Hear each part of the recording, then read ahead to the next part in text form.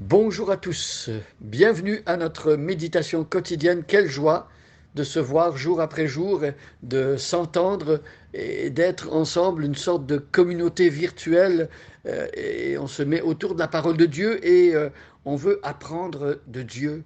On veut apprendre qui il est, on veut apprendre quelle est sa volonté pour nous. On veut découvrir quels sont les trésors que renferme cette Bible.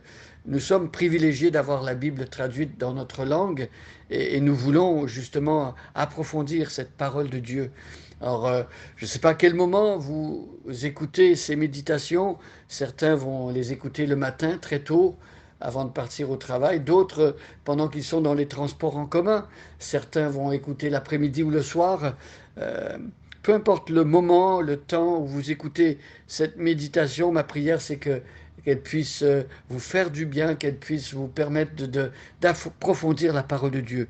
Et en passant, j'aimerais encourager tous ceux qui écoutent ces méditations à prendre l'habitude de lire aussi la Bible, de l'écouter en audio, peu importe le moyen que vous allez prendre, mais de pouvoir recevoir cette parole de Dieu à tous les jours. Parce que c'est notre pain. Jésus a dit, l'homme ne peut pas vivre de pain seulement, mais de toute parole qui sort de la bouche de Dieu. Alors, nous lisons dans l'épître de Paul aux Éphésiens, c'est une lettre circulaire, Paul, au chapitre 5, donne des exhortations pratiques, des encouragements à vivre la vie chrétienne d'une manière terre à terre, on pourrait dire aussi, et de vivre l'évangile. C'est formidable de pouvoir connaître les éléments fondamentaux de la bonne nouvelle, mais l'objectif de cette parole de Dieu, de cette bonne nouvelle, c'est qu'elle transforme notre vie et qu'elle nous suive à tous les jours et qu'elle impacte notre quotidien. Alors je vais lire dans la lettre de Paul aux Éphésiens, nous lisons du verset 8 à 21 comme c'est notre habitude, et aujourd'hui nous sommes arrivés au verset 18. Nous arrivons vers la fin de cette péricope. Prenez votre Nouveau Testament, votre Bible, et suivez avec moi. Je lis maintenant chapitre 5, verset 8 jusqu'à 21, et on s'arrête au verset 18. Autrefois, vous étiez ténèbres, et maintenant vous êtes lumière dans le Seigneur. Marchez comme des enfants de lumière, car le fruit de la lumière consiste en toutes sortes de bonté, de justice et de vérité. Examinez ce qui est agréable au Seigneur, et ne prenez point part aux œuvres infructueuses des ténèbres, mais plutôt condamnez-les. Car il est honteux de dire ce qu'ils font en secret. Mais tout ce qui est condamné est manifesté par la lumière, car tout ce qui est manifesté est lumière. C'est pour cela qu'il est dit, réveille-toi, toi qui dors, relève-toi d'entre les morts, et Christ t'éclairera. Prenez donc garde de vous conduire avec circonspection, non comme des insensés, mais comme des sages. Rachetez le temps, car les jours sont mauvais. C'est pourquoi ne soyez pas inconsidérés, mais comprenez quelle est la volonté du Seigneur. Ne vous enivrez pas de vin, c'est de la débauche. Soyez au contraire remplis de l'esprit.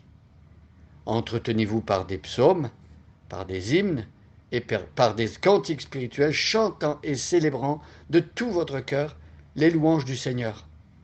Rendez continuellement grâce pour toutes choses à Dieu le Père, au nom de notre Seigneur Jésus-Christ, vous soumettant les uns aux autres dans la crainte de Christ.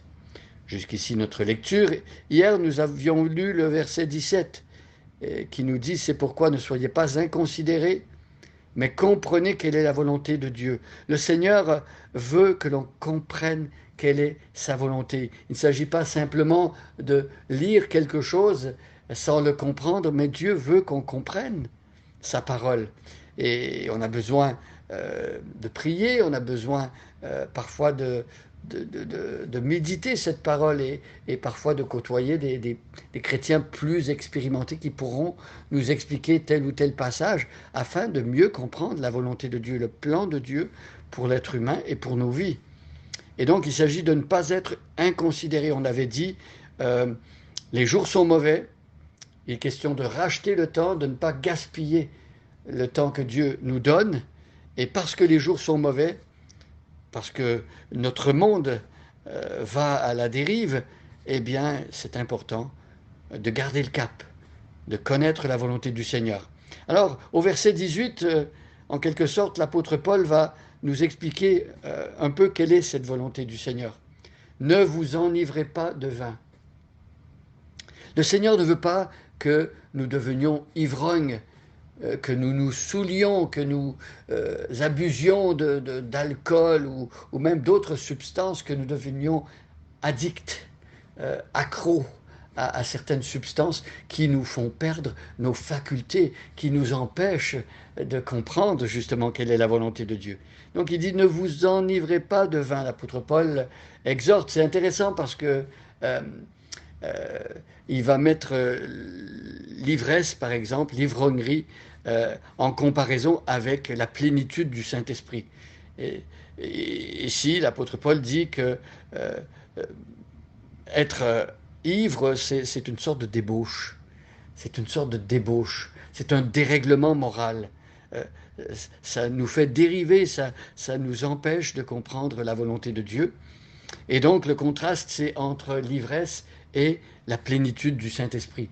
Très intéressant dans le livre des Actes des Apôtres, le jour de la Pentecôte, lorsque les apôtres et les 120 qui étaient dans la chambre haute ont été remplis de l'Esprit, la foule qui regardait, qui écoutait et qui voyait ce qui se passait, pensait que les apôtres, à 9 heures du matin, étaient ivres. Et là, l'apôtre Pierre se lève et il prononce son discours et il dit, voyons, on n'est pas ivre, il est à peine 9 heures du matin. Et non, ce qui se passe, c'est le Saint-Esprit qui est donné aux croyants de la Nouvelle Alliance et le Saint-Esprit vient sceller le cœur des chrétiens. Dieu met son sceau sur notre vie, ça veut dire qu'on lui appartient. Et c'est un sceau de qualité, on pourrait dire. Nous sommes authentiques, nous sommes de vrais chrétiens. Et donc, la plénitude du Saint-Esprit nous remplit de joie, mais ce n'est pas le vin qui nous remplit de joie. Cette joie, c'est une joie spirituelle produite par le Saint-Esprit. Soyez au contraire remplis de l'Esprit. Mes amis, on reçoit le Saint-Esprit et quand on se convertit, on est rempli du Saint-Esprit, notre cœur déborde de joie, on a la paix, Dieu a changé notre cœur, mais jour après jour, il est question de revenir à Jésus pour être à nouveau rempli du Saint-Esprit. Celui qui donne l'Esprit, celui qui remplit de l'Esprit, c'est Jésus-Christ. Jésus avait dit, si quelqu'un vient à lui et boit de son eau, des fleuves d'eau vive couleront de son sein. Vous voyez, la femme samaritaine qui était vide et qui était insatisfaite, Jésus lui donne de l'eau vive et elle est remplie. Elle est comblée. Et voyez, l'exhortation pour nous, c'est d'être rempli du Saint-Esprit. Et si le Saint-Esprit qui est donné, il est donné une fois pour toutes et il reste avec nous éternellement, eh bien, le fait d'être rempli du Saint-Esprit, ça c'est quelque chose de dynamique, quelque chose qui s'entretient au jour le jour. Par exemple, si on désobéit à Dieu, si on attriste le Saint-Esprit, eh bien le Saint-Esprit est comme étouffé. Il faut à nouveau venir à Jésus, demander pardon, et le Saint-Esprit nous remplit à nouveau. Et cette plénitude du Saint-Esprit nous permet d'avoir un témoignage extraordinaire, un témoignage fort auprès des gens qui nous connaissent, parce que le Saint-Esprit qui nous remplit nous donne sa sagesse, nous donne son amour, nous donne aussi cette joie, cette paix et tout le fruit de l'Esprit qui est décrit dans Galates chapitre 5. Alors mes amis, suivons ce conseil. Ne nous enivrons pas de vin. Oui, une coupe de vin peut-être, socialement, de temps en temps, mais pas d'excès, pas d'ivresse, pas de boire de sorte qu'on a perdu ses facultés et on n'est plus apte à comprendre quelle est la volonté de Dieu. Alors, suivons ce que l'apôtre Paul nous dit ici et remplissons nos cœurs du Saint-Esprit. Ça vaut beaucoup mieux que de remplir son ventre de vin. Bonne journée à chacun et à chacune et soyez bénis.